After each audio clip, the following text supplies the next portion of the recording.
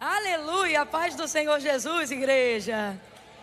Que honra poder estar aqui nessa noite. Eu quero render graças ao Senhor por essa oportunidade. Feliz em conhecer Lagoinha, Miami. Gente, eu tento manter, eu tento fingir o costume quando eu falo Lagoinha, Miami. Mas não dá, é muito chique, né? Meu Deus do céu. Pastor Paulo, Deus abençoe. Pastora Juju, de Juliane, né? Deus abençoe a casa de vocês, a família de vocês. Feliz em conhecer irmãos, em rever amigos. Marcelo, cadê? Tá por aí, coitado, em algum lugar, né, gente? É de Deus, coitado. Tá cantando igual um canarinho, coisa mais linda. Vai beber água, amigo. Vai no banheiro também, vai. Fica à vontade. Amo sua vida, sua casa, sua família, sua esposa. Como é bom rever amigos aqui. E conhecer pessoas, né? Quero dar um glória a Deus em especial também pela vida do irmão Daniel, da esposa dele, Patrícia, que nos receberam aqui com tanto carinho também. E o que me chamou a atenção do irmão Daniel é que é muito raro você, não deveria ser, né? Mas, enfim, é raro você encontrar alguém que faça um uso tão correto das palavras. E ele falou de prioridade como eu nunca vi ninguém dizer. Porque prioridade significa aquilo que vem em primeiro lugar. Então, a ideia da palavra prioridade tem como significado o coisa única. Logo, o que é único, e isso é o que dá significado à palavra prioridade.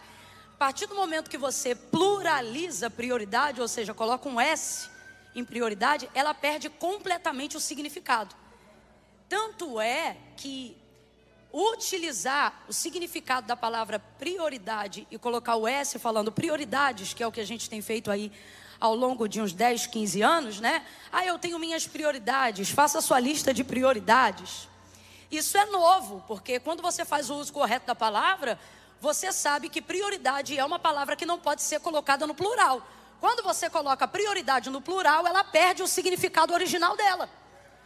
Só que por que isso aconteceu? Pela quantidade de atividades. Então as pessoas começaram a mudar o significado original de uma palavra só para encaixar as suas necessidades. Logo, quem tem prioridades não tem prioridade nenhuma. E eu amei a maneira como Deus lhe usou, principalmente para falar nesse momento, que foi do ofertório, porque isso fala sobre área de renúncia, de sacrifício e de entrega. E eu amei, porque em nenhum momento, em razão do vício de linguagem, seria natural, em algum momento, ele falar aqui prioridades. Mas ele foi incisivo o tempo todo, prioridade. Então, quando ele disse que estudou, eu acreditei mesmo. Eu falei, esse estudou. Meu Deus, se a Chagas estivesse aqui, ela estava dando glória a Deus. Coisa linda. Irmão Daniel, Deus abençoe, viu? Igreja, abra comigo a sua Bíblia no Evangelho do Senhor Jesus, segundo escreveu João. Camila, você gastou uns 2 minutos só para falar. Irmão, a gente tem que dar esse tipo de testemunho para que coisa bonita continue sendo admirada. Porque senão daqui a um tempo o que não vale nada é que está ganhando valor. Então a gente tem que falar sobre aquilo que vale a pena, né? Honra quem tem honra. Glória a Deus. Evangelho do Senhor Jesus. Pediram, eu acho que alguém pediu a luz. Eu não sei se é para manusear, né, a palavra. Tem como acender só para a galera manusear aí a palavra? Eu estou tipo Pilatos, eu lavo as minhas mãos. Foi eles que pediram. João capítulo 9. João capítulo 9. Quem achou, diga amém. Tá fraco, hein? Eu acho que alguém está procurando ainda. Aleluia. Glória a Jesus. Versículo 1 em diante. Nós vamos juntos até o fim, eu e tu? Tu não me deixarás nem me desampararás? Mas tu vem na cadência, viu que eu fiquei louca? Não vem dar uma de sensato, não. Tá? Se embola junto comigo.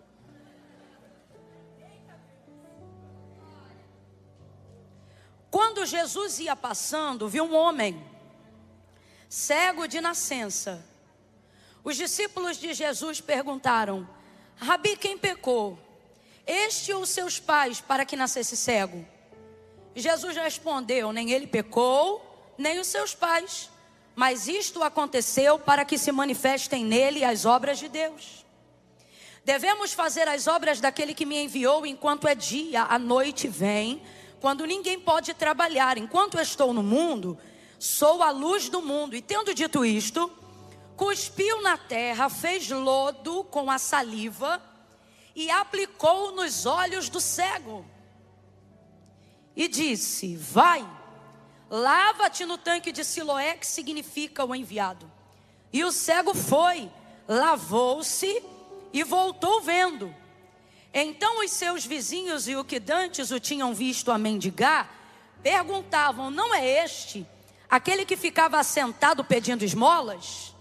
E alguns diziam que era ele. Outros diziam: parece com ele. Mas ele mesmo dizia: sou eu. E perguntaram-lhe então: como, pois, se abriram os teus olhos? E ele respondeu: o homem chamado Jesus fez lodo, untou-me os olhos e disse: vai ao tanque de Siloé e lava-te. Então eu fui, lavei-me e pude ver. Perguntaram-lhe: onde está ele? Ele respondeu: eu não sei. Levaram os fariseus o que dantes era cego. Ora, era sábado, dia em que Jesus fez lodo e abriu os olhos do homem. Portanto, os fariseus também lhe perguntaram como ele vira, e o homem respondeu: ele aplicou lodo nos meus olhos, lavei-me e vejo. Alguns dos fariseus diziam: este homem não é de Deus, pois não guarda o sábado. Mas outros perguntavam: como pode um homem pecador fazer tais sinais miraculosos? De modo que havia dissensão entre eles. Vá comigo para o verso 20. Chamaram os pais daquele cego e perguntaram o que está aqui no 20 para ele, se ele era cego de nascença mesmo. Aí os pais respondem assim: sabemos que este é o nosso filho e que nasceu cego, sim.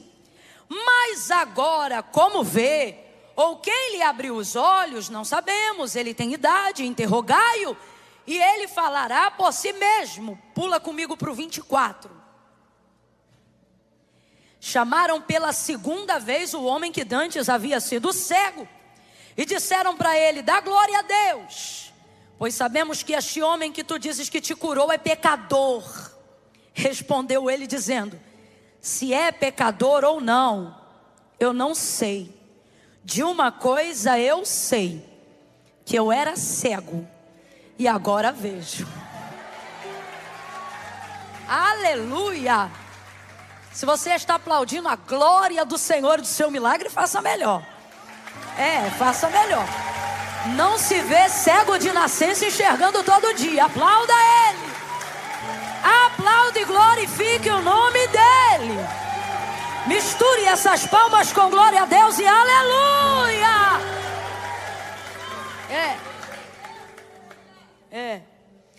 Esse texto traz mais similaridades do que nós imaginamos com a nossa própria vida, seja na conversão de quem conheceu Jesus depois de, como foi cantado, ter vagado lá fora, ou seja até para quem nasceu e teve o privilégio de nascer em, como chamamos, num berço, né?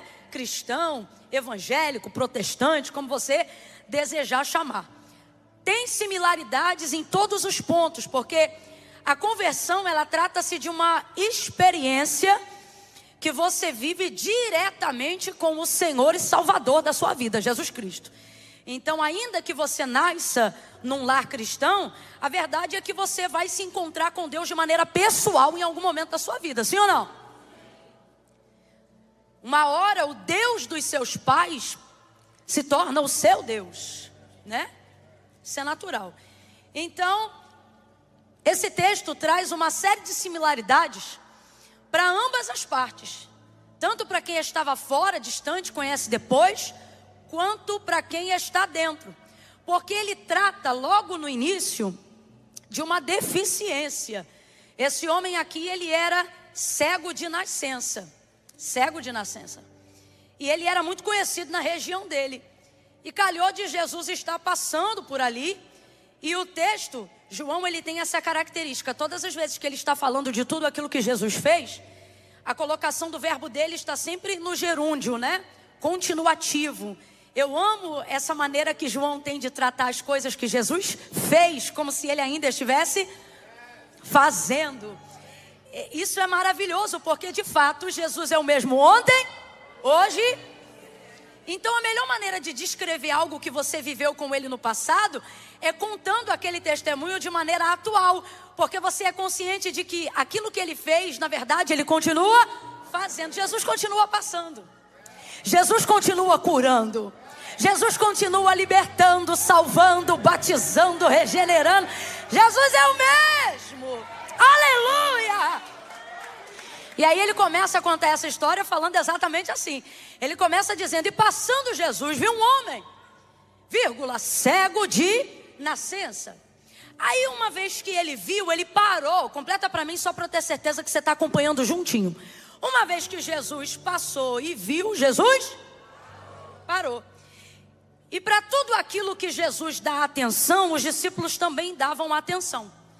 Porque é sinal que se Jesus está dando atenção a algo, aquilo se torna valioso, aquilo vale a pena, aquilo vai ter algum ensino, alguma experiência, algum valor didático, pedagógico, vai passar alguma coisa. E Jesus nunca passa uma mensagem fraca, Jesus nunca passa algo que não vale a pena. E aí o que vai acontecer? Passando Jesus viu um homem, passando Jesus viu olha como João descreve com perfeição, passando Jesus viu homem, aí vírgula, cego de nascença. Passou, e me parece que Jesus passa um tempo ali, parado, observando ele. De tal forma que a vida desse cego começa a se tornar interessante para os seus discípulos. E aí eles começam a questionar Jesus sobre a vida do cego. Rabi, quem pecou? Mestre, veja a área do ensino, veja a necessidade do conhecimento. Rabi, quem pecou? Este ou seus pais para que nascesse cego? E aí Jesus vai responder de uma maneira que eles não esperavam. E isso é maravilhoso, porque existem pessoas que quando vão falar de terceiros, de pessoas que Jesus está observando, de pessoas que chamaram a atenção de Jesus, elas não perguntam na verdade porque querem saber. Elas perguntam porque elas querem que o conhecimento que elas pensam que tem daquelas pessoas seja valorizado. Por exemplo, se eles quisessem saber de verdade, a pergunta deveria ser: Jesus, o que aconteceu para que ele nascesse cego? Mas perceba a pergunta. A pergunta ostenta conhecimento. A pergunta é de um discípulo que quer revelar para o seu Senhor que ele também tem uma noção de conhecimento do porquê aquele homem tem tal deficiência. Olha, Rabi, quem pecou? Ele ou seus pais para que nascesse cego? O que ele está dizendo? A gente sabe, ou foi ele ou foi os pais. Aí Jesus já responde, como diria minha avó, quebrando as pernas: nem ele, nem os pais. Primeira coisa, não fale de uma pessoa que você conheceu agora como se você soubesse quem ela é, só porque você viu, só porque você está observando. Mas é o estigma daquela cultura, que de certa maneira, apesar de judaica, acreditava no karma, na necessidade da continuidade de algo que alguém fez para a compensação de algum pecado, de algum erro. E aí vem Rabi, quem pecou? Ele ou seus pais para que nascesse cego? E aí Jesus vai dizer: nem ele, nem os pais dele. Isto aconteceu para que se manifeste nele as obras de Deus. Oh, meu Deus! Agora, qual é o tema dos discípulos? A deficiência, a cegueira. Por quê? Porque o mundo, a sociedade, as pessoas que estão ao nosso redor, elas têm essa capacidade de dar ênfase àquilo que temos, mais do que aquilo que nós somos. Então eles abordam Jesus para saber sobre a deficiência dele. Só que são eles que estão com os olhos fitos naquilo que o homem tem. Tanto é que João é fiel no texto. E passando Jesus, viu o cego? Não. Eu li com você 2 vezes. E passando Jesus, viu um homem.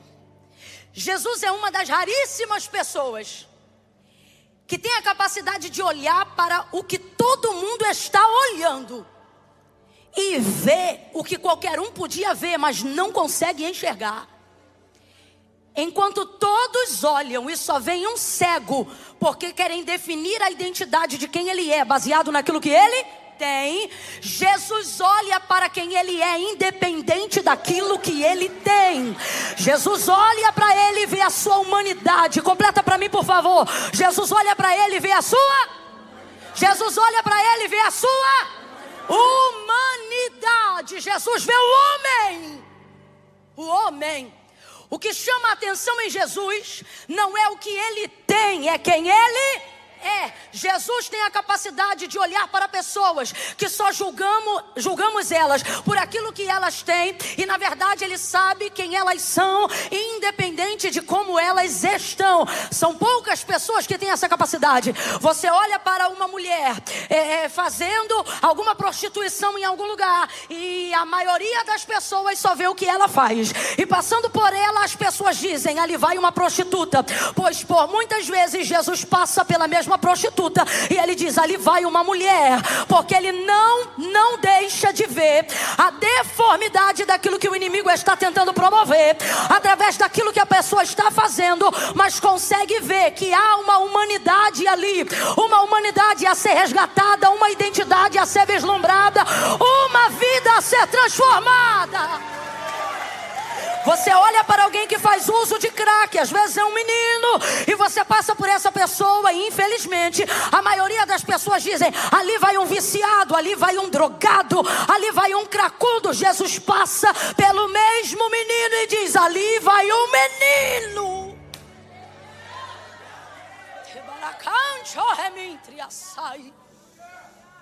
Eu não estou falando sobre concordância de práticas. Eu estou falando sobre a capacidade de separar como alguém está de quem ela é. Eu estou falando sobre a capacidade de separar o que uma pessoa faz de quem ela é. Às vezes olhamos esse termo, depois que este homem é curado, as pessoas veem o curado e começam a dizer: não é este o esmoleiro? Não é este aquele que mendigava? Mas na verdade uma pessoa nessa condição, como na condição do coxo na porta do templo que chamava Formosa, Atos 3, essas pessoas não estão na condição de pedir esmola porque elas não gostam de trabalho, mas porque, de acordo com a lei mosaica, não lhes era permitido duas coisas: entrar na sinagoga e nem que trabalhos aceitassem. Então eles precisavam depender. Meu hebraico é horrível, mas daquilo que parece, chamando a grosso modo, já vai me perdoando, nedavá, que é a oferta estipulada pela lei. Era como se fosse um auxílio, visto que essa pessoa não pode trabalhar, visto que ela não é aceita na comunidade da sinagoga como as outras pessoas.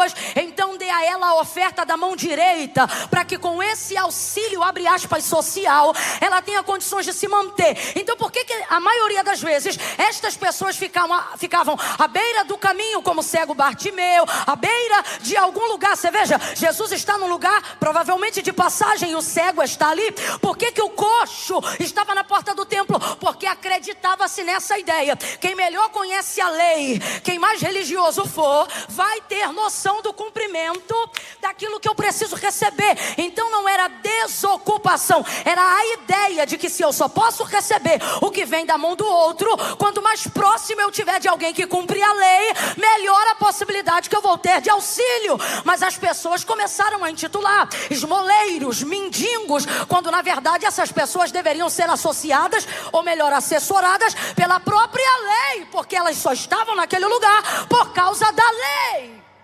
Então este homem não é um qualquer, só que em razão do que ele tem, ele precisa fazer o que ele faz: pedir, esperar. Então veja, por causa do que ele tem, isso levou ele a fazer coisas que ele não deveria fazer, e talvez você, ou que não gostaria de fazer. E talvez você diga: Camila, e o que isso tem a ver comigo? Talvez você se sinta extremamente normal agora e pense: essa mensagem eu acho que nem me alcança. Mas alcança sim, alcançou Jeremias, alcançaria Davi, porque ambos repetiram algo interessante ao dizerem: em pecado fui gerado, em pecado me concebeu a minha mãe. Não há deformidade maior e não há deficiência maior do que aquela que é produzida em nós por causa da nossa natureza caída. Um homem que passou por processos de santificação muito mais elevados do que o nosso. Paulo chegou ao terceiro céu, mesmo falando quase 5 línguas, não teve vocábulo para apresentar aquilo que ele viu no arrebatamento, aonde o Senhor o levou até o terceiro céu. Ele volta e ele diz: não sei nem se no corpo, se fora do corpo, porque o que eu vi é difícil até de explicar. O que o olho não viu, o ouvido não ouviu. Meu Deus! Aí vai ouvindo aí. Este mesmo homem, em dado momento, escrevendo aos Romanos, ele vai dizer o quê? Ele vai dizer: o querer bem está em mim, mas ocorre que todas as vezes que eu vou executá-lo, encontro outra lei nos meus membros, isto é, na minha carne, de modo que o bem que quero fazer eu não faço, mas o mal que eu não quero, esse eu faço. Aí ele diz: miserável homem que sou, quem me livrará do corpo desta morte? O que Paulo está falando? Eu projeto fazer o bem, mas o bem que eu projeto, vezes não faço, e o mal que não projeto, por vezes faço. Natureza caída. Aí você entende por que que Davi e por que Jeremias vão partilhar desta mesma ideia: em pecado fui gerado, em pecado me concebeu a minha mãe. Camila, eu ainda não estou entendendo. Vai entender. Existe uma deficiência, que é a sua natureza caída, e dela nenhum homem escapa. Por isso Paulo se intitula dizendo: miserável. Só tem um jeito de escapar dela. Ele continua no mesmo texto: mas graças dou a Jesus Cristo. Graças dou a Jesus Cristo. Graças dou a Jesus Cristo. Só Ele me livra do corpo dessa morte. Só Ele cancela a minha condenação. Só Ele me livra de mim, me liberta de mim, me transforma de mim, me tira de mim, para que um dia eu possa dizer: não vivo mais eu não vivo mais eu não vivo mais eu vivo a vida de Deus. Eu não vivo mais. As visuais, as auditivas, não são. Tanto não são que, falando dos fariseus, Jesus vai dizer assim: não são cegos os que não veem, mas os que vendo não enxergam.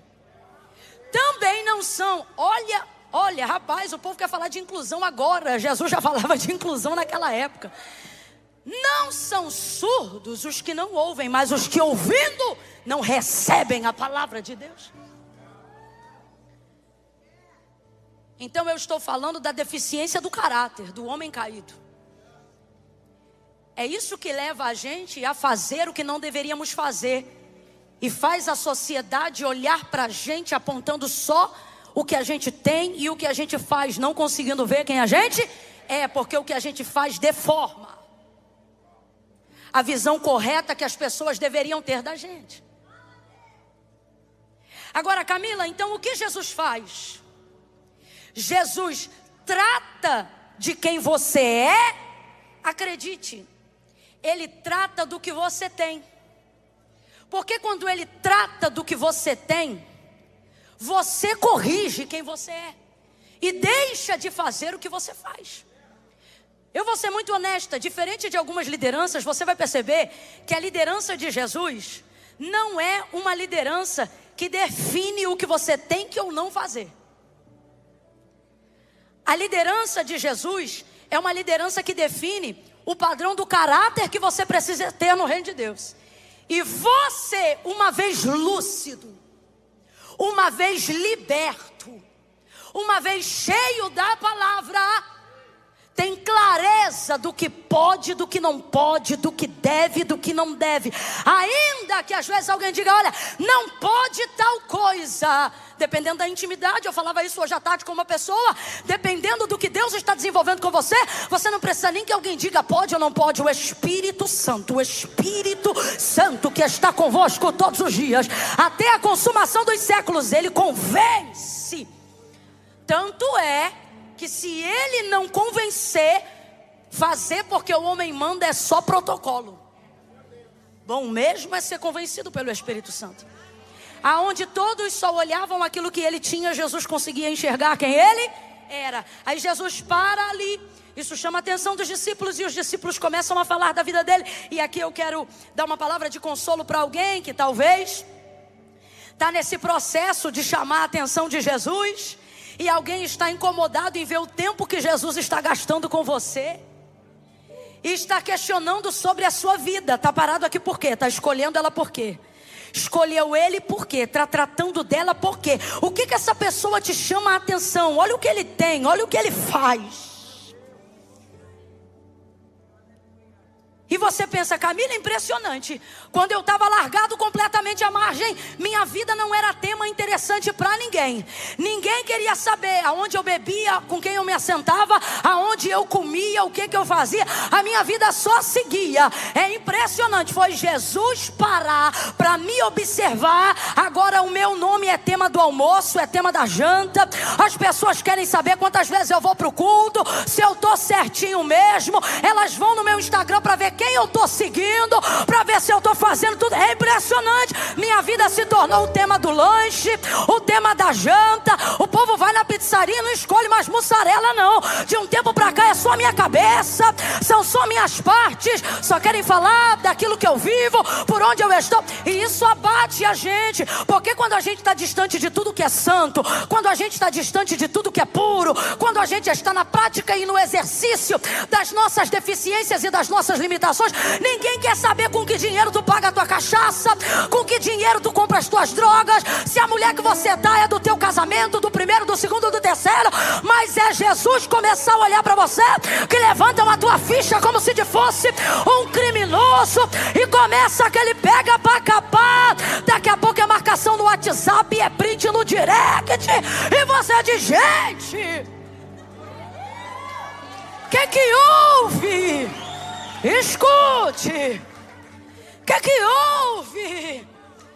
E você nesse processo ainda, porque Jesus ainda está olhando. Jesus ainda está olhando. E aí nesse processo, eu estou falando isso aqui para que você não saia do processo por causa das especulações. Se você cair na especulação, vai perder a experiência. Se você não gravar nada do que eu vou falar essa noite, grave isso agora. Se você der ouvido às vozes da especulação, você vai perder a experiência da transformação, a experiência da libertação. Os discípulos estão conversando sobre pecado. Já apontaram a deficiência do homem para pecado. Veja!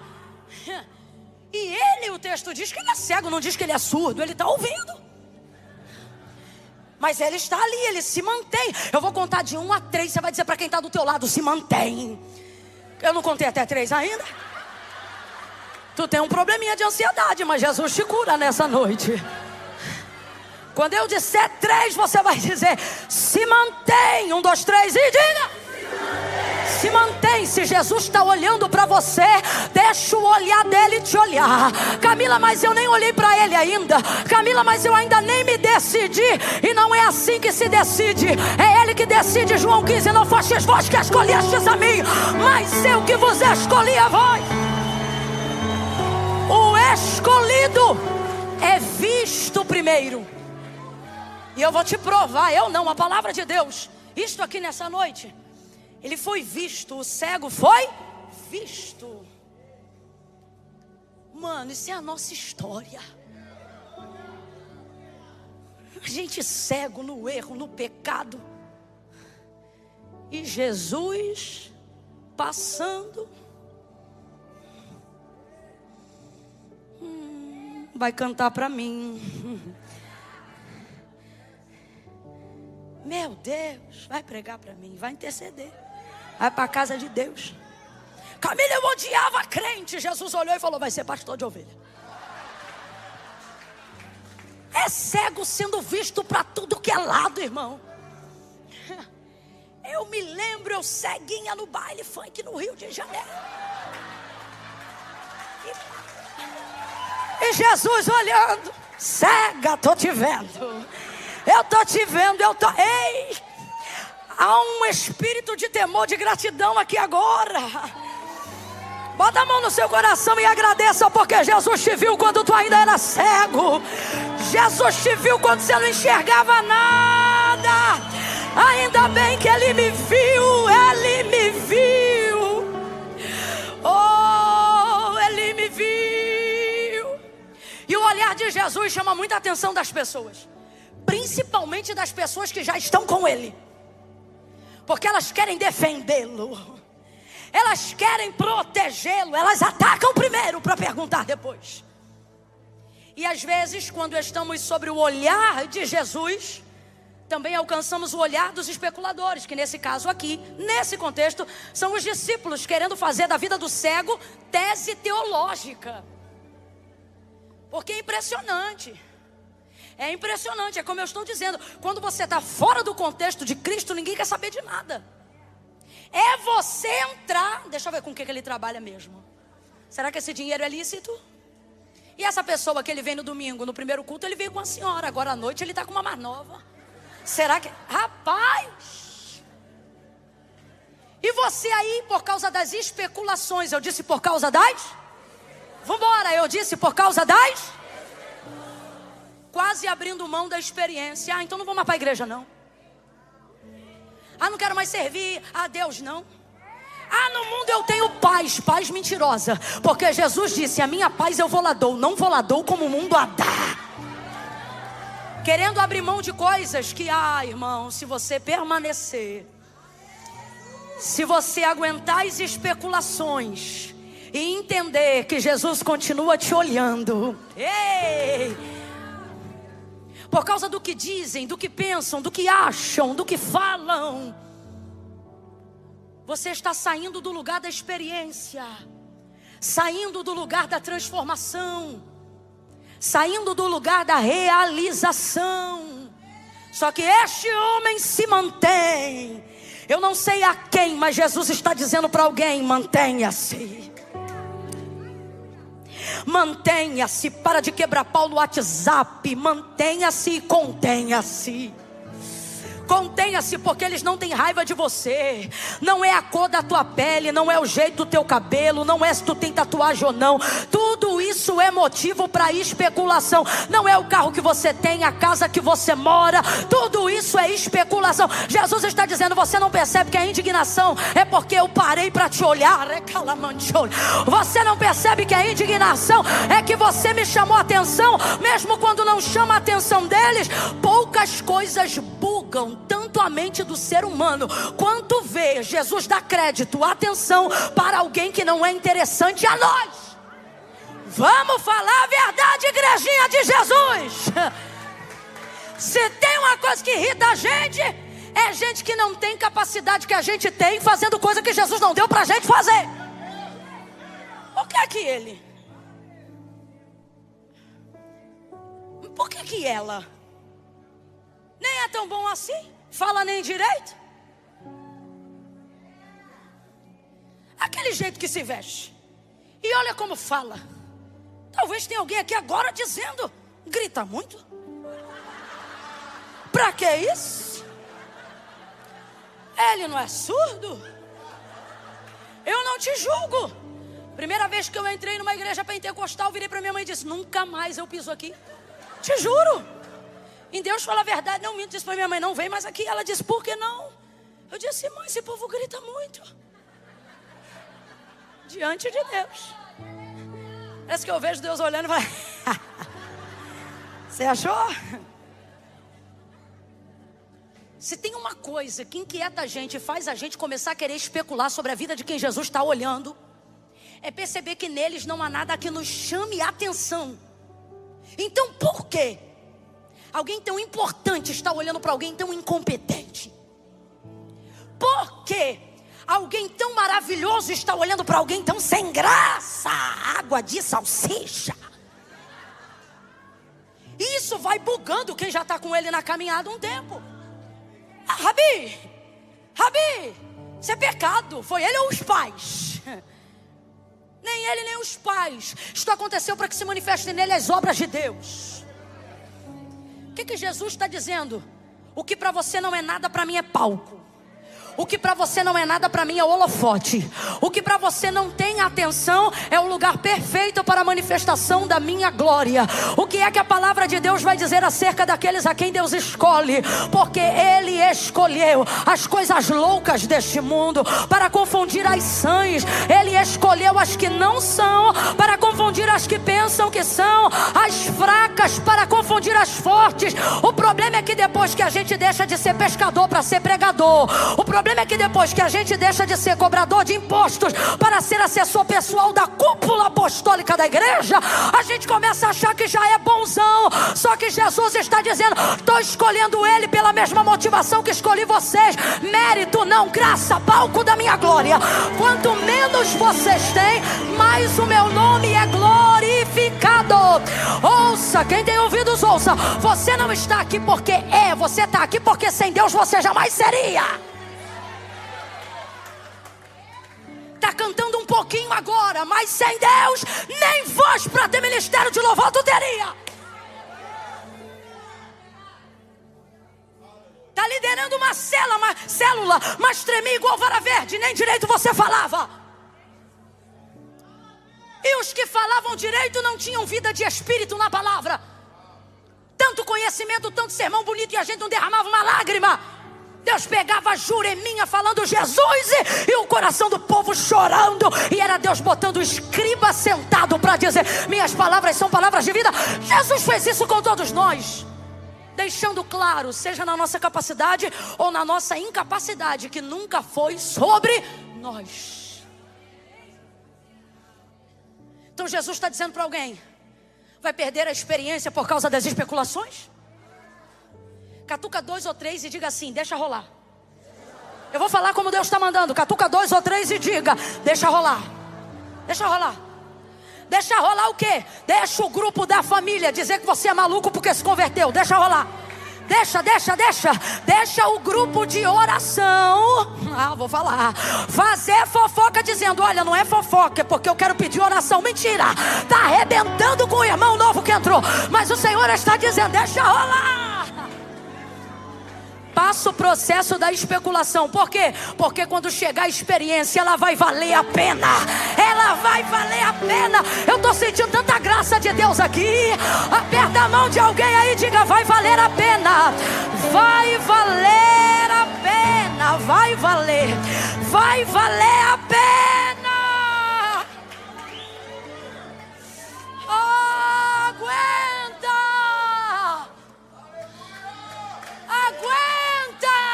Fica quietinho. Deixa Jesus falar. Aí ele fala: é para que se manifeste as obras daquele que me enviou. E me convém. Eu amo esse tipo de coisa. Convém a mim. Eu amo esse tipo de soberania que a gente só encontra em Deus.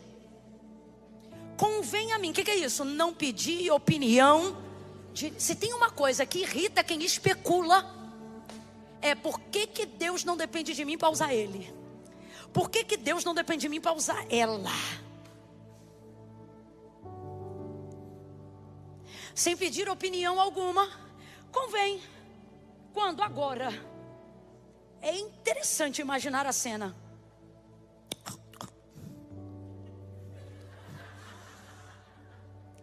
Cospe no chão e faz lodo. Fala a verdade, cuspe dá nojo, sim ou não? Dá. Você quer ver você desmontar a elegância de qualquer homem e mulher? É se você vê ele cuspir. Cara, podia estar no contatinho da oração. Ai, fulano, vou orar. Acabou o culto, parou na cantina, viu ele cuspir? Já Deus já respondeu. Não é para mim. Olha. Mas olha o que Jesus vai fazer. Vai cuspir no chão. Olha que aqui está pegando mais leve, porque no cego de Betsaida, Jesus não cuspiu no chão. Jesus cuspiu direto nos olhos do cego. Quentinho, morninho, Marcelo. Rapaz, botou aqui nos olhos. Então a impressão que a gente tem é: como Cristo, o Filho do Deus vivo, tem uma atitude tão,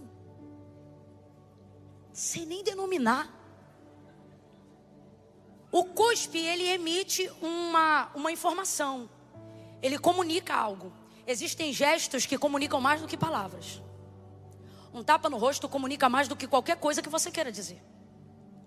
Agora acredite, a maior comunicação do cuspe é desprezo. Então compreenda o significado. Cuspe significa o quê? Se você olhar ambas as passagens a grosso modo, você pode ter uma interpretação equivocada. Ainda mais se você não conhece a pessoa de Cristo. Eu imagino quem estava lá naquela época pensando: esse aí que diz que é o Filho de Deus, cospe nos outros. Eu estava lá, eu vi, ele cuspiu no homem. Ué, seria possível? É porque a gente que romantiza a palavra é como está.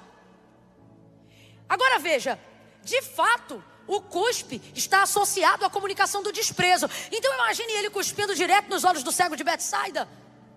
Se você olhar rápido, você pensa: que tipo de pessoa faz isso? Só que cuspe comunica desprezo, mas quando Jesus fez isso, ele não estava dizendo ao cego de Betsaida: eu desprezo você.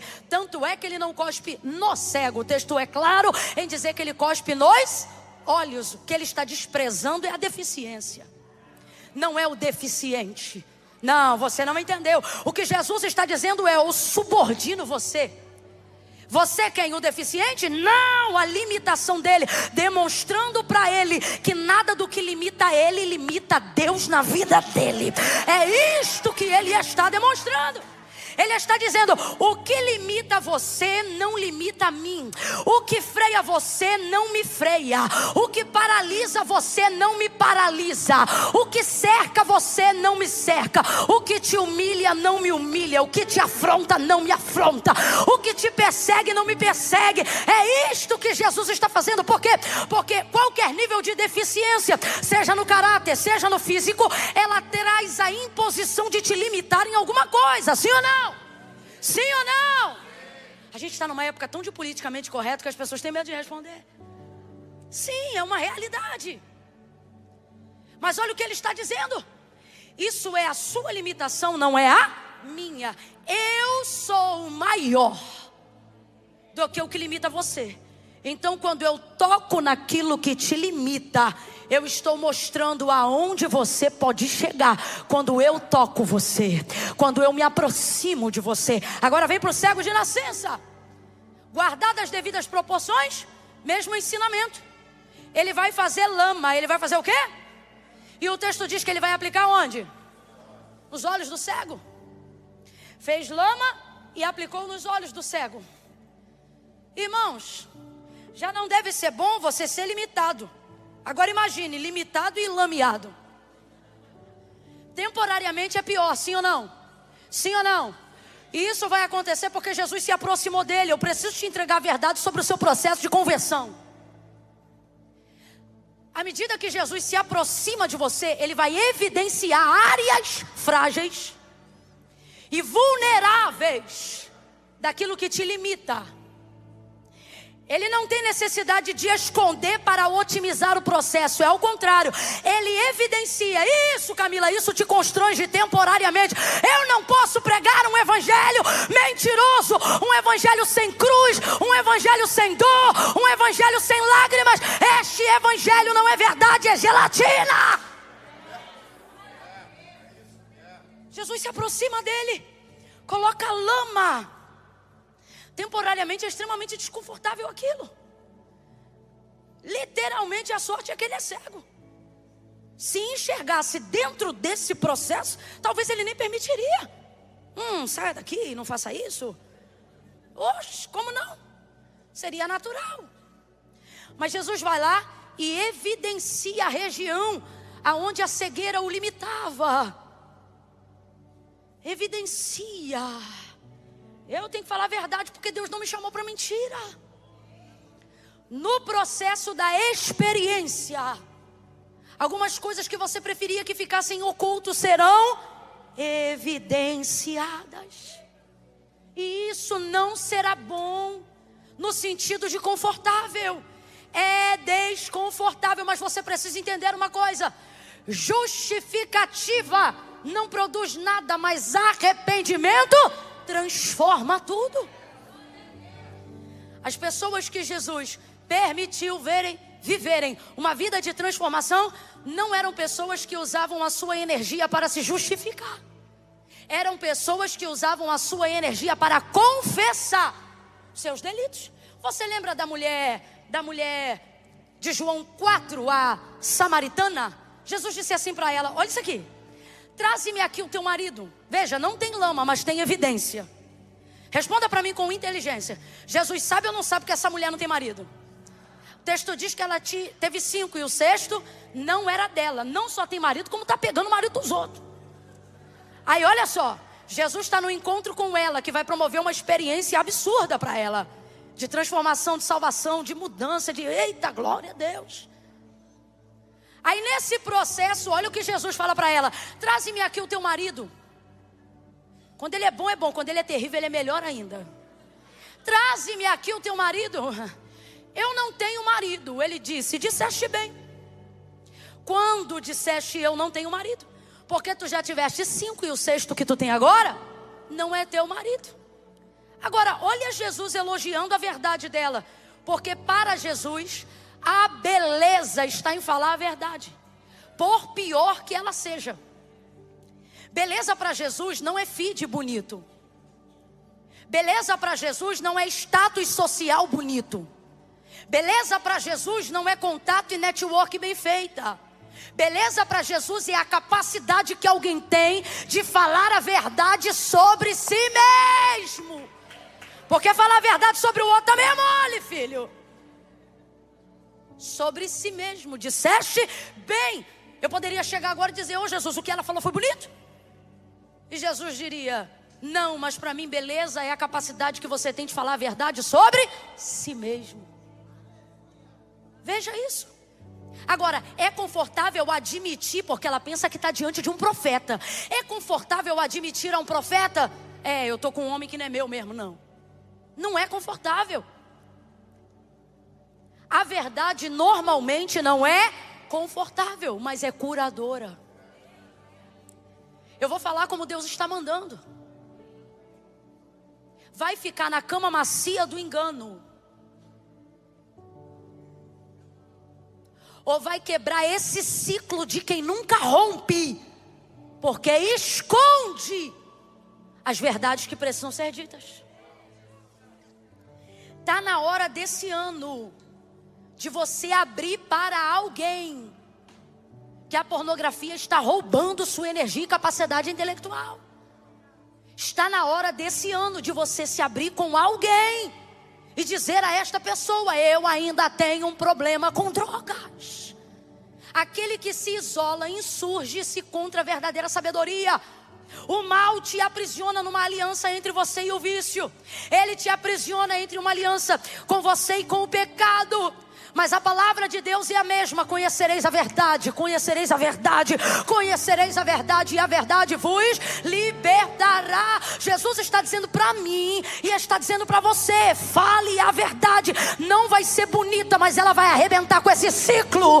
Não vai ser bonita, mas ela vai arrebentar com esse vício. Não vai ser bonita, mas ela vai trazer o empoderamento que você precisa para vencer o pecado. Fale a verdade. Para de firula. Emoção você sente até num show. O Senhor está dizendo: tu estás na minha casa é lugar de verdade. O senso de pertencimento que você quer ter numa comunidade de fé, sendo o senso de pertencimento, você pode ter em qualquer clube, filho. Mas o Senhor te chamou para uma libertação verdadeira, para uma experiência profunda. Então Ele está dizendo: fale a verdade. Até porque aqui não vai funcionar. Essa maquiagem social não vai funcionar. Não permanece de engano o justo, o pecador. Na casa do justo Deus está falando. Agora há uma diferença muito grande entre ser descoberto e ser réu confesso. Eu confesso, tem alívio de pena, tem ou não tem? Deus está dizendo para alguém aqui: fale a verdade. Camila, a verdade vai me deixar em situação complicada. Não, entenda, a parte constrangedora é temporária. Fala comigo, diga o incômodo, diga a lama, diga a denúncia, a exposição. Abra a boca sem medo e diga: é temporária. Bate no ombro de dois aí e diz: é temporário. Faz todo mundo para ninguém ficar sem graça. Vai, diz: é temporário. É temporário. O constrangimento é temporário. A culpa é temporária. A vulnerabilidade é temporária. A fragilidade é temporária. E o que é permanente? A abertura da visão, a libertação. O que é permanente? O nome é escrito no livro da vida. O que é permanente? A alegria de quem foi liberto. Isso é permanente. Agora, existem processos que para a experiência ser completa, ela precisa ser participativa. Como assim, Camila? Jesus pega, joga a lama nos olhos do cego e diz assim: agora vai e lava-te no tanque de Siloé. Eu não sei que hora Jesus jogou a lama nele, eu só sei que Jesus disse: vai e lava-te no tanque de Siloé. Então veja, a lama quem jogou foi? Não sabe? Que preguiça. Tanto é que depois perguntam para aquele que dantes havia sido cego assim: ó, como é que você foi curado? Aí ele diz assim: o homem chamado Jesus jogou lama, eu joguei água e vi. Perguntaram de novo, aí ele diz: o homem chamado Jesus jogou lama, eu joguei água e vi. O que é isso? 50-50.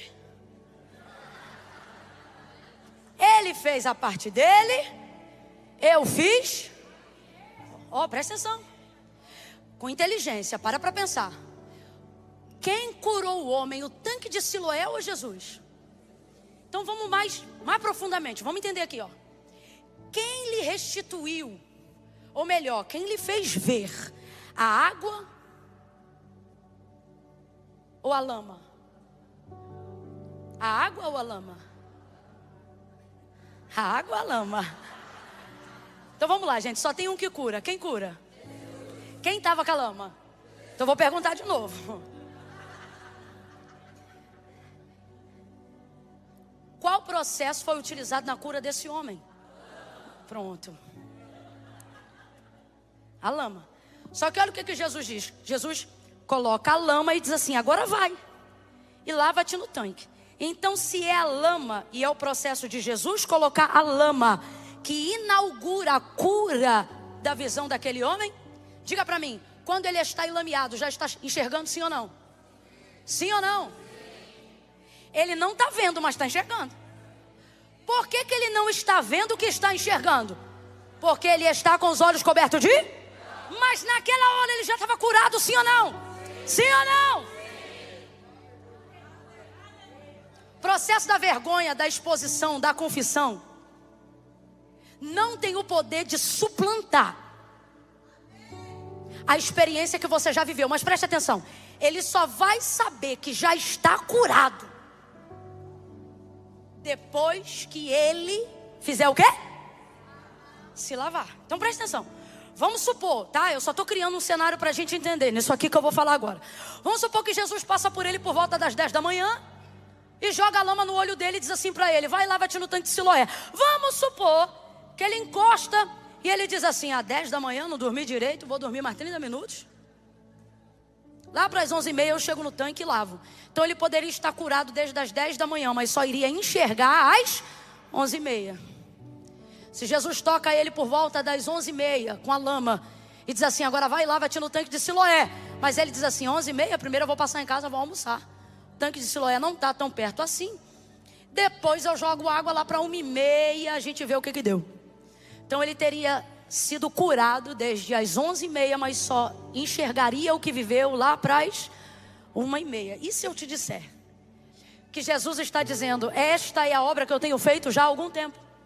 E se eu te dissesse que as coisas que você precisa de mim, eu já te dei, mas você não enxerga porque protela a água, a prioridade de fazer o que eu mandei na hora que eu mandei.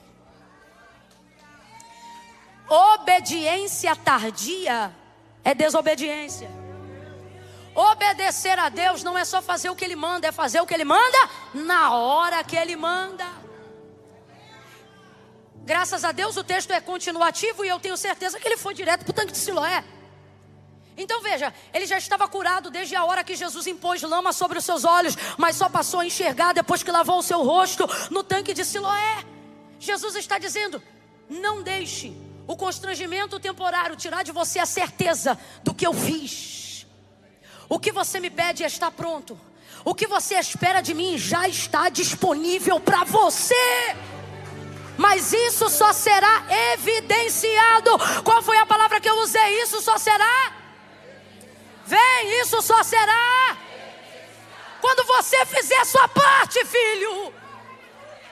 Aí você vai enxergar o que eu fiz.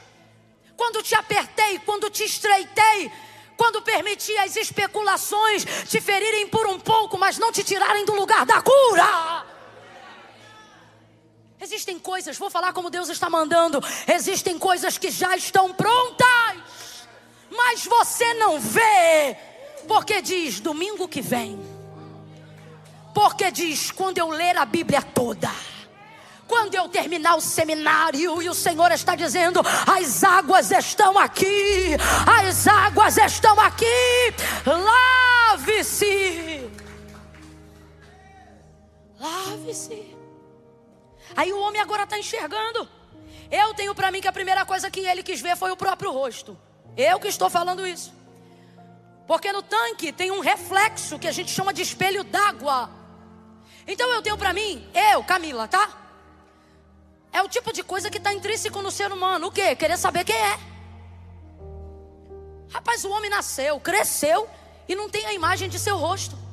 Então eu tenho para mim que ele lavando o rosto no tanque, de repente percebeu que as águas têm a capacidade de refletir. Sem dúvida, estou falando de mim. Se fosse eu, a primeira coisa que eu queria enxergar seria eu. Quando o movimento das águas passasse. Olha, uma sobrancelha. Olha, meu olho é verde. Olha minha boca. Porque uma cura que Jesus faz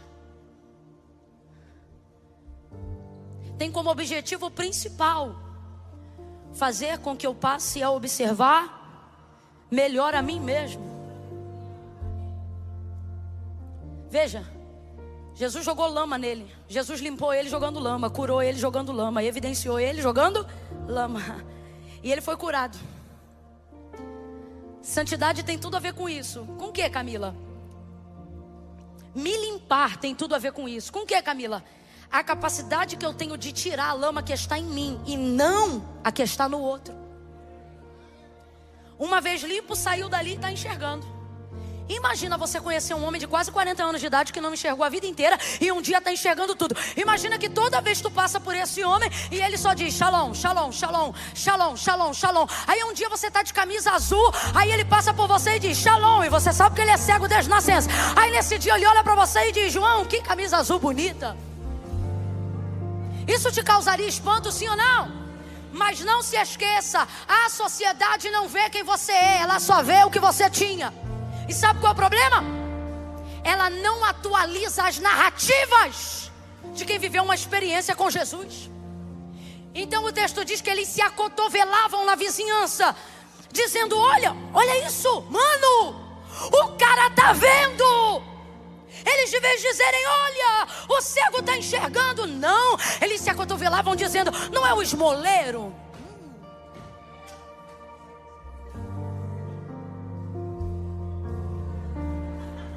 Esmoleiro, cara tá vendo. Cara tá vendo. E os religiosos? E os religiosos? Não, mas é sábado. Sábado a gente não aceita. Não. Sábado não. Não, sábado não. Não, sábado não, olha só. O cara era cego de nascença e agora está enxergando. É mesmo? Isso foi quando? Num sábado. Não, sábado não vale. As pessoas estão assim. É assim.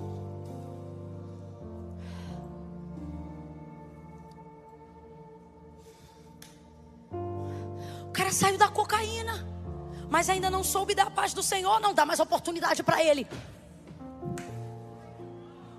O cara venceu a droga. E você está preocupado com o vernáculo dele, com a exegese dele. Você é louco. Vai se lavar no tanque também. Você está cego e não foi Jesus que jogou lama, não. Foi você mesmo. O povo se acotovelava dizendo: olha, não é o esmoleiro? O esmoleiro? Só se lembravam daquilo que ele fazia. Só se lembravam daquilo que ele fazia. Agora imagina a cena, porque nós lemos a cena. Imagine ela agora num campo real. 4 pessoas olhando ele vindo do tanque e dizendo: não era o esmoleiro? Não era aquele que ficava pedindo esmola?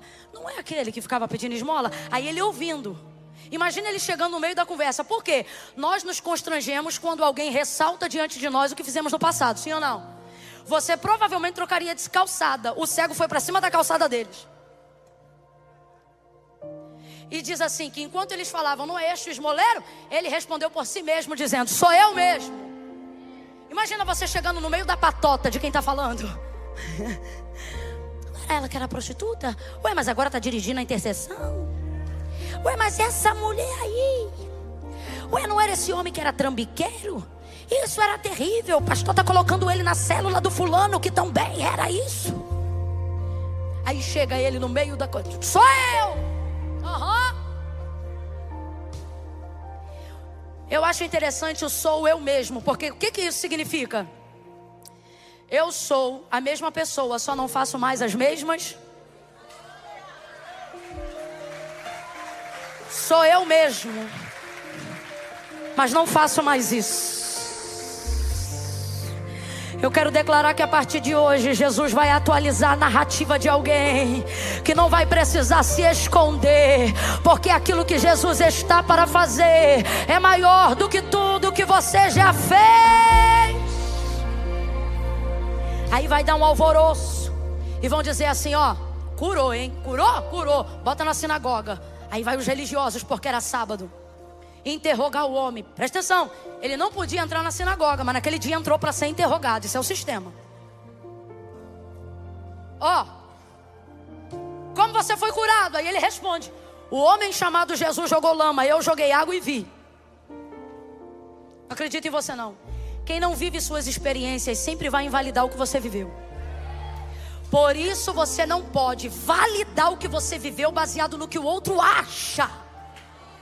Você não pode estar nesse culto, adorando no louvor, ouvindo na palavra, e esperar o culto acabar para perguntar para quem veio com você: olha, eu cantei tal hino, ouvi tal palavra e senti tal coisa, tu acha que é de Deus? Não é o outro que valida o que você sente, é você que legitima aquilo que você viveu. Aí eles disseram assim: não acreditamos em você, chama os pais dele aqui. Rapaz, o cabra já era macho. Aí disseram assim: chama os pais dele. Aí chamou os pais. Os pais morrendo de medo, porque aqueles que atribuíssem a Cristo qualquer coisa que só o Filho de Deus podia fazer, seria expulso da sinagoga. Então disseram assim: esse menino, esse homem é vosso filho? É nosso filho, sim senhor. Então ele é cego desde nascença? É cego, sim senhor, desde que nasceu. E agora então explica como é que se lhes abriram os olhos. Aí eles dizem: isso a gente já não sabe. Pergunta para ele, porque ele tem idade. Ó. Saíram. Chama de novo ele. Aí vem ele. Abusado. Fala aí, como é que você foi curado? Aí ele diz assim: eu já vos disse. Querem ouvir de novo? Aí olha o que ele vai fazer. Vocês querem ser discípulo dele? Não, rapaz, você fala isso para um líder religioso? Aí escuta. Aí ele diz assim, eles se enfurecem: nós somos discípulos de Moisés, da lei. Vai você ser discípulo dele. Eles acham que estão espraguejando. Não, você não entendeu. Sabe essas coisas que os outros falam quando ainda não está convertido para você? Porque se irrita com a tua santificação, com a tua experiência, com a tua libertação. Que falam que foi lavagem cerebral, e que você ficou maluco, e que agora não sei o que é de pastor. Aí eles começam a dizer, vai Santa Rona, vai pastor. Ainda é mau crente, mas o outro já diz, vai pastor, como se estivesse ofendendo. E o Senhor está dizendo, é isso mesmo. É isso mesmo. Tem gente que pensa que está te espraguejando, mas está profetizando. Pensa que está te espraguejando, mas está profetizando. Vai tu ser discípulo dele. Aí ele é expulso da sinagoga. Sai ele da sinagoga. Quem está do lado de fora esperando ele? Jesus. Jesus disse que era muita coisa, e ele de fato é. O pão, o pastor. Mas uma das coisas que eu mais gosto é quando ele diz assim, eu sou a porta. Por que eu digo isso nesse contexto? Porque as portas da sinagoga se fecharam para aquele homem. Quando as portas se fecham atrás dele, quem está esperando ele na rua? Jesus. Aí sentindo tanta graça de Deus aqui. Jesus está dizendo, tu reclama das portas que se fecharam no dia que você confessou sua fé em mim. Mas pare de chorar pelas portas que se fecharam e se alegre, porque eu sou a porta da tua paz, a porta da tua vida, a porta que limita a tua depressão, a porta que não impede a passagem da morte. Eu sou a porta que filtra as tuas alianças. Eu sou a porta, eu sou o pastor. Eu sou teu pastor. Aí quando ele sai, Jesus está lá na porta, do lado de fora esperando ele. A porta da sinagoga fechou, mas Jesus está lá, em pezinho, esperando o homem. Ah, gente, esse encontro me emociona, porque olha o que vai rolar aqui. Eu termino aqui. Jesus olha ele saindo e diz assim para ele, homem, veja uma coisa. Quando ele ainda era cego e era esmoleiro em razão da cegueira, o que João vai dizer? E passando Jesus viu um. Agora o homem já está curado. Meu Deus, ó. Jesus passa por ele e continua vendo o quê? Jesus está dizendo, eu não vou mudar o que você é, vou mudar o que você faz. Sua deficiência, escute isso, seja ela qual for, e todos nós temos as nossas. Na sua concepção, elas são o ponto final da sua vida. Você pensa assim, não posso por causa disso. E Jesus me trouxe aqui nessa noite, com muita delicadeza, para dizer assim para você, sua deficiência é seu ponto final, e é o meu ponto de partida. Para você é onde termina, para mim é o primeiro lugar onde eu vou tratar, é aonde eu começo. Então Jesus agora o recebe do lado de fora e chama ele da mesma maneira que o via quando ninguém o via. Você pensa que Jesus te ama mais agora que tu é crente? Fala a verdade. Agora ele me ama mais. Tanto é que tu tá ficando meio cabeçudo, achando que agora suas orações serão mais respondidas do que dos outros, porque você agora na sarjeta ele te via, em depressão ele te via, em meio ao pânico ele te via, em solidão ele te via. Ele está dizendo a alguém, eu me lembro, sozinho, cansado, sobrecarregado, oprimido, rejeitado, abandonado, mal amado, ele te via.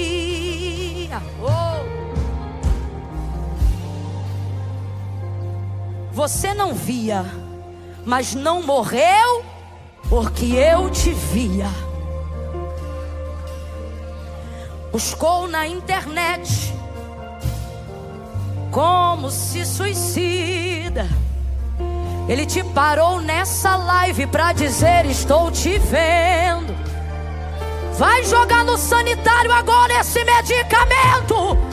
Eu parei nessa tela, diz o Senhor, para quem está assistindo ao vivo agora, e você pensa: sou eu mesmo, aqui em São Paulo, e Ele está dizendo: eu te vejo nesse apartamento.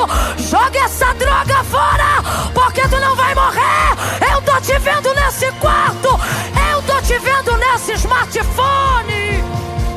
Ei, canto remaia, séria, narabaia, sul.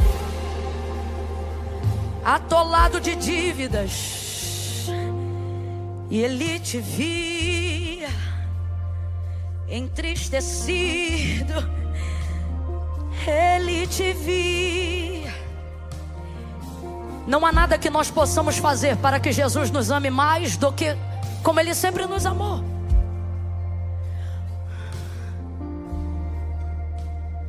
Jesus espera esse homem do lado de fora e diz assim para ele: homem, veja, o mesmo homem, só que já não faz as mesmas coisas. Porque experiência que não promove transformação não aconteceu. Homem, tu crê, olha ele, olha ele. Olha ele falando dele mesmo na segunda pessoa. Homem, tu crê que o homem que te curou é o Filho do Deus vivo? Aí o homem vira: como crerei se não sei quem é? Todas as vezes que você tem uma limitação, você aguça outra capacidade. Normalmente quem não vê, escuta muito bem. Normalmente quem não escuta bem, vê muito bem. Inclusive tem a capacidade da leitura labial. Enquanto Jesus falava dele, ele estava ali. Então ele não o vê, mas ele o... Era natural ele identificar a voz que está falando com ele agora. Você jamais esquece da voz que te libertou. Jamais. Jesus disse: minhas ovelhas conhecem o que? Minha sandália, meu rosto, meu cabelo? Minhas ovelhas conhecem o som da minha voz. Só que o homem também quer ter certeza. Coitado, cheio de trauma, acabou de ser expulso da sinagoga.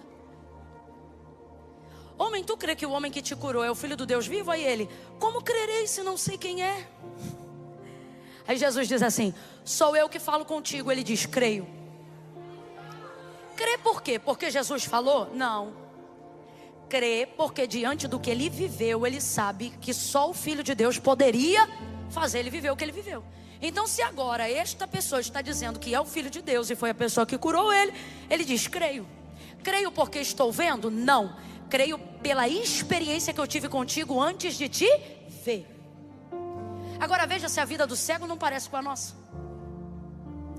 Nós reconhecemos depois que enxergamos, mas a verdade é que só passamos a enxergar, só fomos libertos porque Ele nos via quando nós ainda éramos cegos. Então eu não creio agora só porque alguém fala. Eu creio porque eu sei o que eu vivi. Olhe para mim.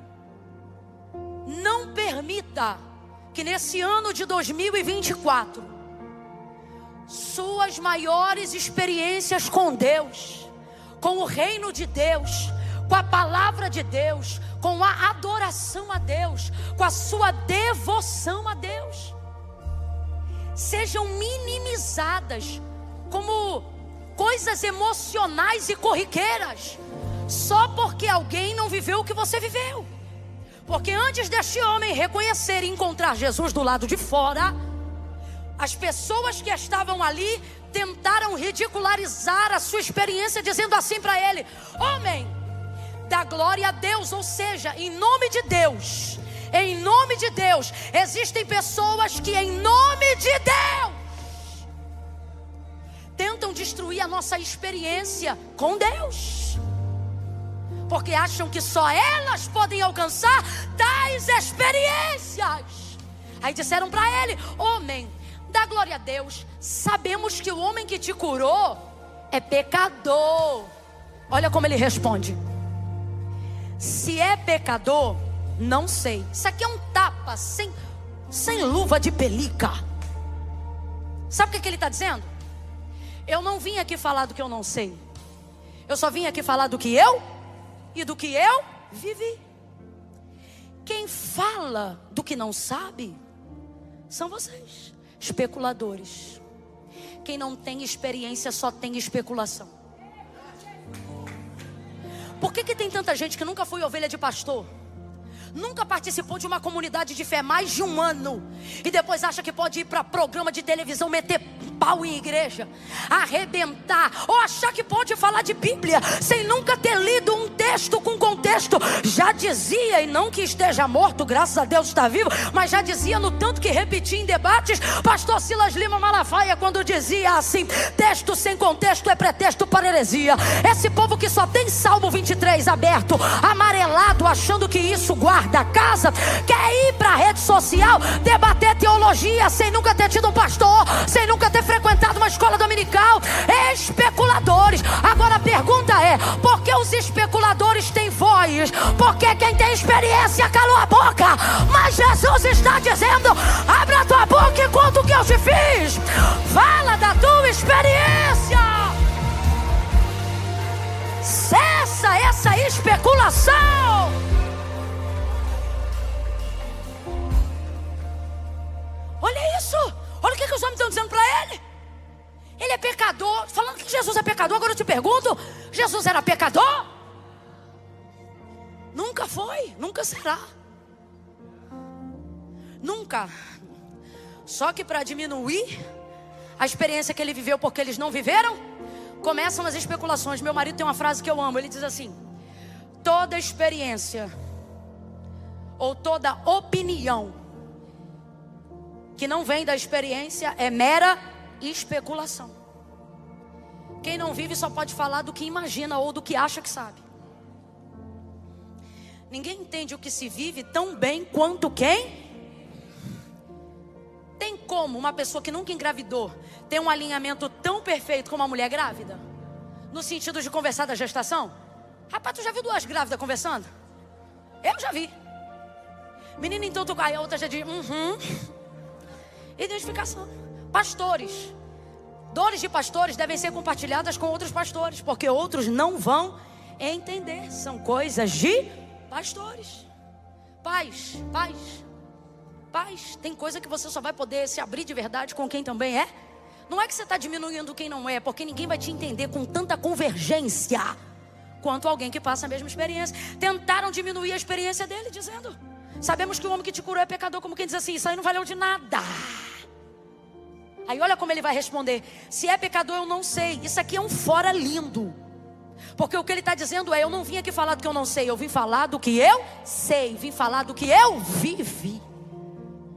Quem fala do que não sabe são vocês. Eu vim falar do que eu vivi. Se é pecador eu não sei. De uma coisa eu era cego, e agora eu vejo.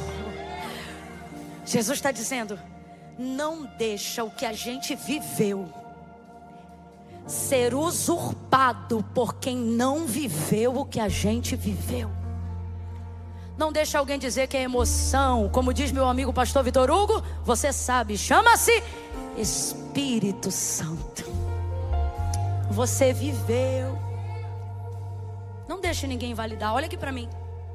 Não espere o culto acabar para tomar decisões. Não, vou para casa, vou pensar direitinho. Jesus está dizendo: então foi entretenimento que a gente viveu lá dentro? Não foi de verdade a maneira como minha palavra, diz o Senhor, como flecha acertou seu coração? Foi um conjunto de coincidências. Pare de dar aos outros o poder de validar o que você sabe que você viveu. É noite de decisão para algumas pessoas aqui. Você não está ouvindo falar de Jesus a primeira vez, e nem está falando com Ele a primeira vez. Mas você quer validar, depois que ler a Bíblia, depois que fizer o seminário. E Jesus está dizendo para mim e para você: tu crê que o homem que te curou é o Filho do Deus vivo? Que aquele que já tem te ajudado mesmo quando você era cego sou eu? Que tem te livrado, que tem te guardado, que tem te feito ter discernimento da palavra, paz de espírito. Tu crê que sou eu? Porque se crê, está na hora de tomar uma decisão. Não são as coisas que a gente ouve que mudam a nossa vida. São as decisões que a gente toma diante daquilo que a gente ouviu.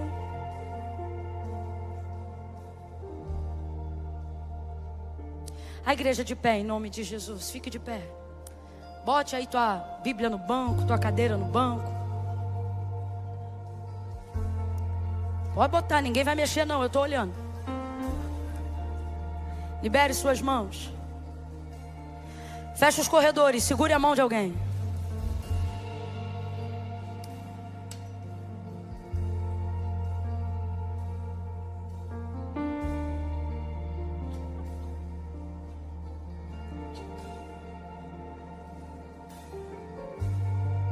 Meu Deus.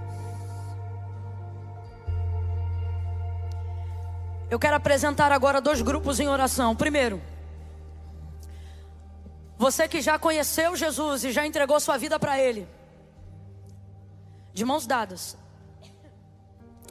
comece a pedir ao Senhor em oração aqui agora, dizendo assim: Senhor, me dá experiências novas contigo. Bora, comece a orar. Me dá experiências novas contigo. Experiências novas naquela devocional de sempre.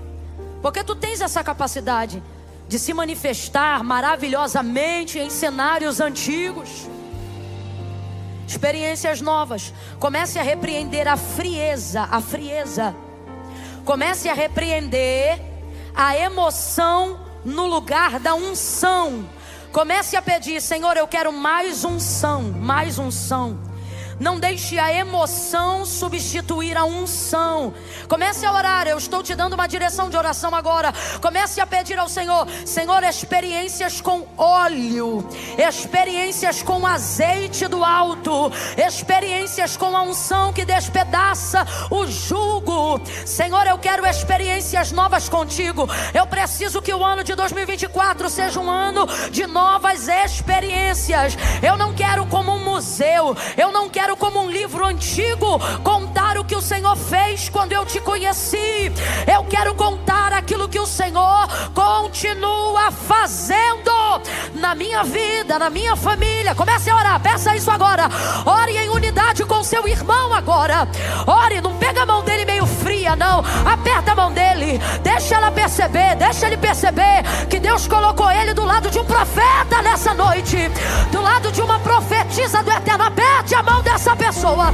Comece a pedir assim: Senhor, agora mesmo derrama um óleo fresco sobre a minha vida, de tal forma que nesse tocar de mãos haja cura, haja renovo de línguas, haja, Senhor, variedade de línguas, haja, Senhor, poder, haja, Senhor, unção. Glorifica, glorifica, glorifica o teu nome e acende a chama.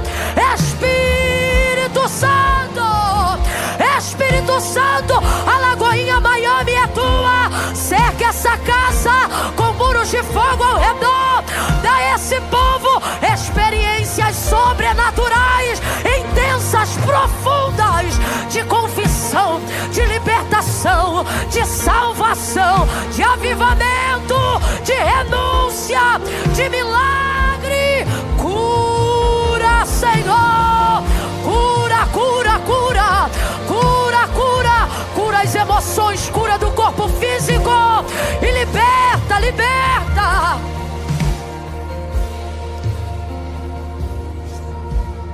Aonde houver alguém em casa na mesma dimensão, oramos para que essas pessoas também alcancem em 2024 um lugar de novas experiências com o Deus que agora elas reconhecem. Solte a mão do seu irmão. Solte a mão do seu irmão.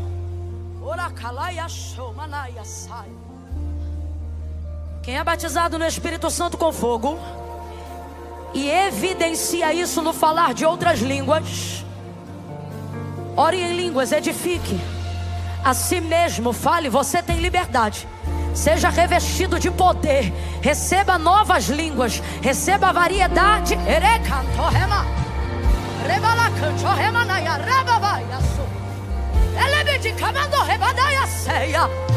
Deixa Ele te aquecer, deixa Ele te envolver. Te entregue a experiência com Deus. Peça a Ele mais. Esse nível eu conheço, manda mais.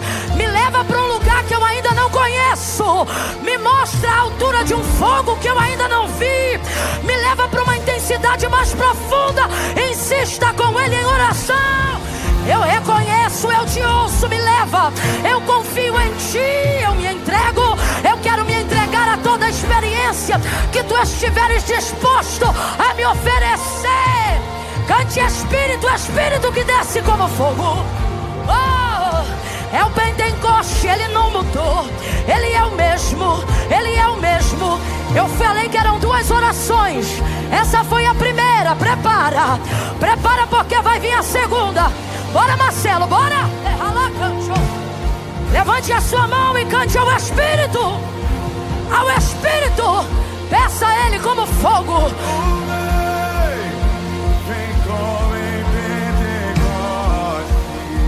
Vem, vem, vem, vem, vem. E ensine de novo. Espírito, Espírito. Espírito, Espírito. Que desce como fogo. Fogo que consome todo o mal.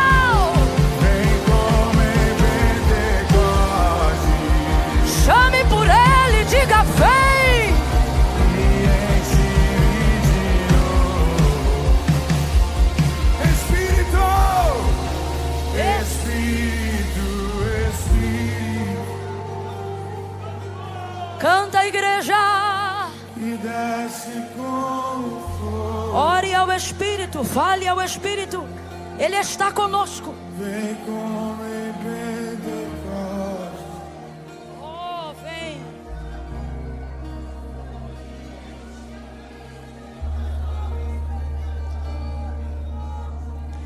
Vamos para a segunda oração, segundo grupo de oração. Vai ter vento soprando na tua casa com janela fechada. Você vai estar fazendo a tua devocional de sempre. Vai passar um vento tão gostoso que você vai abrir o olho e pensar: é da porta, é da janela? E quando abrir os olhos vai estar tudo fechado. E o Espírito vai testificar dizendo: esse vento não vem de fora, ele sopra aqui dentro, porque ele está com você. Experiências, experiências, experiências. Essas experiências são para aqueles que suportam as especulações, para aqueles que não se trocam em conversa fiada, para aqueles que esperam no Senhor. Experiências, experiências. Vai ter cirurgia sendo cancelada depois de um novo risco cirúrgico. O médico vai pedir um novo risco cirúrgico, e o tumor que estava lá não será mais encontrado no segundo exame, e a cirurgia vai ser cancelada. Experiências, experiências,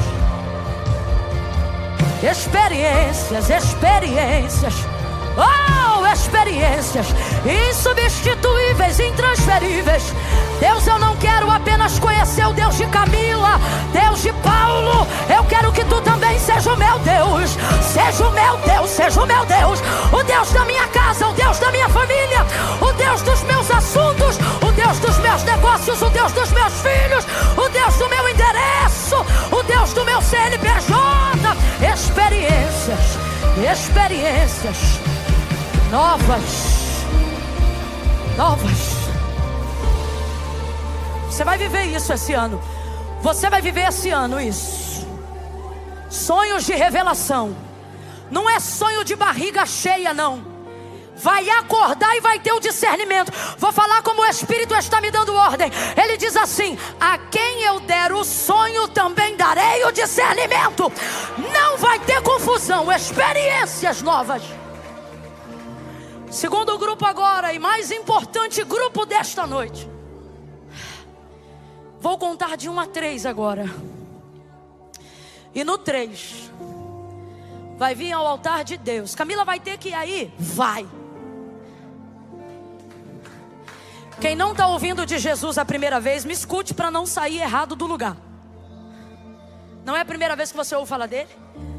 Não é a primeira vez que ele fala contigo na palavra dele. Mas vai ser a primeira vez que você vai tomar uma decisão diante do que você ouviu. O Senhor está dizendo assim, ó: até quando você vai se relacionar comigo escondido? Está na hora de assumir comigo um compromisso. Porque eu não vou permitir você me usar como amante nessa relação muito tempo. Eu sou Deus.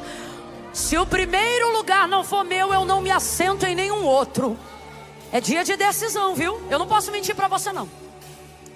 Camila, mas e as coisas que eu tenho para resolver? Jesus disse, ora, sem mim nada podeis fazer. Camila, como é que eu faço? Eu tenho um rolo. Vem você e o rolo. Coloca tudo no altar. Camila, mas eu tenho umas coisas aí. Vem você e tuas coisas. Porque Jesus não disse se arrume e vem. Ele disse, vinde a mim, todos vós que estáis fracos, cansados, atribulados, oprimidos. E ele não disse, e eu vos arrebentarei. Não, ele disse, eu vos aliviarei. Sem mim nada podeis fazer. Hoje é noite de decisão. Camila, uma vez eu fui, mas não fiquei firme. Eu não tenho cara para ir de novo. Não precisa de cara, precisa de poder de decisão.